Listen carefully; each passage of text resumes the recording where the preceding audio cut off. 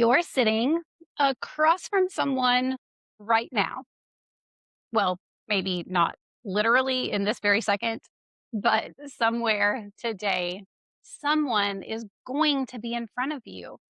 Your kid, your spouse, a coworker, a friend who needed 10 minutes and yet they only got 5. And you're going to be there, physically there, but your mind is already 3 tasks ahead. And here's the thing. This is what's been underneath the relationships phase of the Summer on Purpose series. It was never really about who's on your calendar. It's about who's in front of you and whether you're actually there when they are. Hi, friend.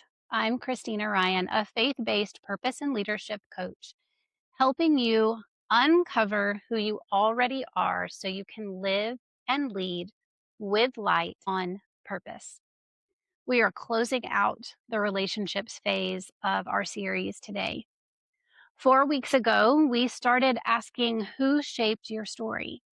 We talked about the words that you haven't said yet, and we talked about leading your people on purpose instead of just managing them. Today, we're bringing it all home. So if you stay with me, you'll walk away with 3 things. What this whole phase has actually been building toward. You'll get one true filter for where your energy goes and why how you make someone feel outlasts almost everything else that you give them. Here's the first key.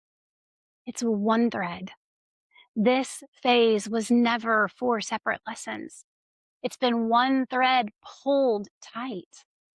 Week 5, we looked at the people in your story, the ones who shaped you, whether they ever knew it or not. That's the week I told you about the elevator ride with B.B. Winans and the moment I almost let pass without saying anything to him. The lesson underneath that story is the one that this whole phase keeps coming back to. Don't let the moment pass without saying the words. Then week 6, we got specific. We talked about what to say before someone leaves, whether it's a student headed to college, but really it could be anyone standing at the edge of a transition. It's the conversation that you keep meaning to have, the one that you also keep pushing to later.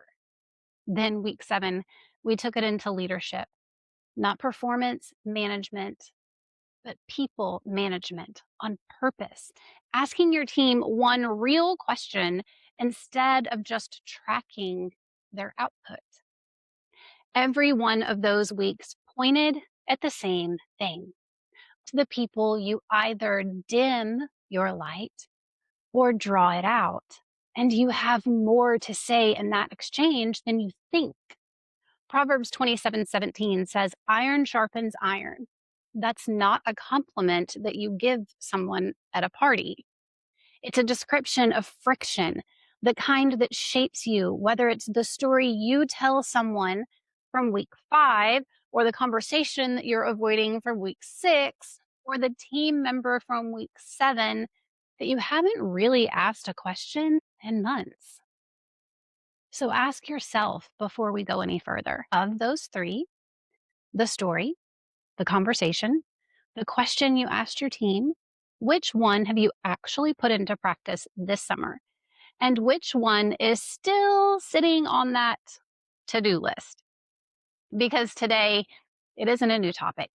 It's the question that's been sitting underneath all 3, with everything pulling at you this summer.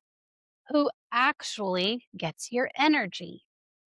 And that question needs a reframe because the obvious answer to it, well, it's wrong. And that brings us to the second key. It's the person standing in front of you. This was never about auditing people out. It's about being present with the person that's in front of you. When I first started thinking through this episode, the instinct was to make it a filtering exercise, to rank your relationships decide who earned your time, and cut what's draining you.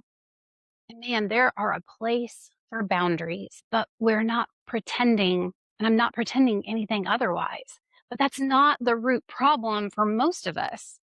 The root problem is that we're in the room and we're not actually in the room. We're at dinner and we're drafting an email in our head. We're listening to our kid and we're really listening for the pause where we can jump back to our phone. See, I did this to my son a few weeks ago. He was telling me something that mattered to him. I could see that it mattered. I was nodding along while I mentally finished a to do list. He stopped mid sentence and looked at me and just said, "Never mind." He wasn't being dramatic. He was just done talking to somebody who wasn't really there. And that's the audit. Not who's on the list, who am I actually with when I'm with them. Paul writes it plainly in 1 Thessalonians 5:11. Encourage one another and build each other up. You cannot build up a person that you're not actually looking at. Encouragement requires presence before it requires words. So the filter isn't who deserves my energy this season, it's am I here for the person who's in front of me right now? And that shifts everything. It's not one more thing to manage, it's a decision you get to make in the next conversation that you have today. But presence by itself is only half of it. Once you're actually there, the next question is, what do you do with it? And that's our third key. Speaking life. And it's been the one that's been running underneath this entire phase. See, people don't remember most of what you said to them, but they remember how being around you made them feel. And your words are the biggest reason why. Proverbs 18:21 says, "Life and death are in the power of the tongue." That's not poetic language. That's the mechanism. Every conversation that you have this season leaves the other person feeling one of two ways, either built up or depleted. The words are how you get there. Think back to week 5. The person who shaped your story probably didn't hand you a perfect speech, but what you remember is how you felt around them. And a sentence that they said at exactly the right moment is usually why. You still remember it. You could probably quote it to me right now. And that's what you're carrying into every ordinary conversation this week. It's not a performance, but it's a choice made quietly in a hallway or a car ride or a text you almost don't send. You don't need more time to do this. You need to be present for the 5 minutes that you already have and use them to speak something true and life giving to the person standing there. That's the whole relationships phase in one sentence. Turn up the light for the people God actually put in front of you. So before we close this out, let's actually sit with it instead of just moving to the next thing. Let me ask you something, and will you just let it simmer for a minute? Who is in front of you today that you weren't fully present with? You don't have to fix the whole season. You just have to notice the next person. And here's the truth to carry out of this phase.